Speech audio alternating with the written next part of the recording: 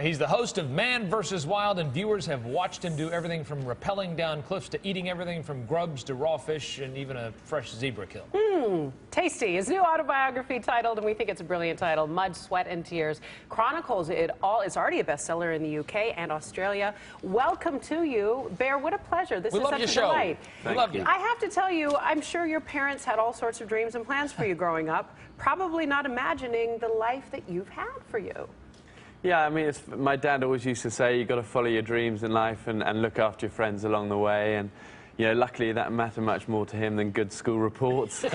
But, you know, I think if somebody had said to me when I was 7 that I could have a job that involved being covered in mud and falling out of trees, I would have thought heaven. That's awesome. So, every boy's little dream, little boy's dream. Well, there's a great picture, in fact. Tell us what that is. Well, that was whilst I was training with the French Foreign Legion, being punished for having stolen a sardine, I think, so I got buried up to my neck in the sand in the Sahara for the day with a few other guys. Oh, I was just watching the show this weekend, as I was telling you, you were in Vietnam, and I remember at one point there was, you guys were almost falling down a sort of a hillside, and I saw you reaching down for your cameraman and helping him up.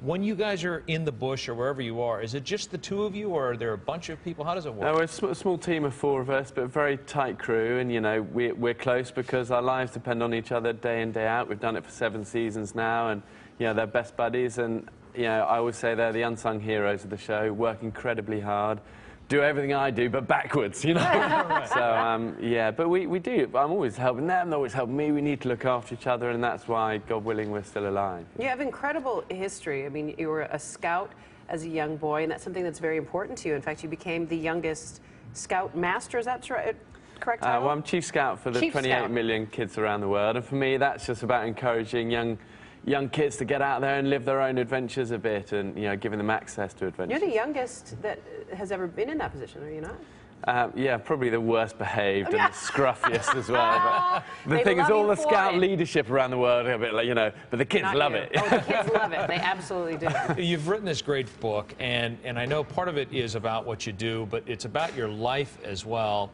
And I suspect there are lessons that you want kids to take out of this book. What are some of those lessons?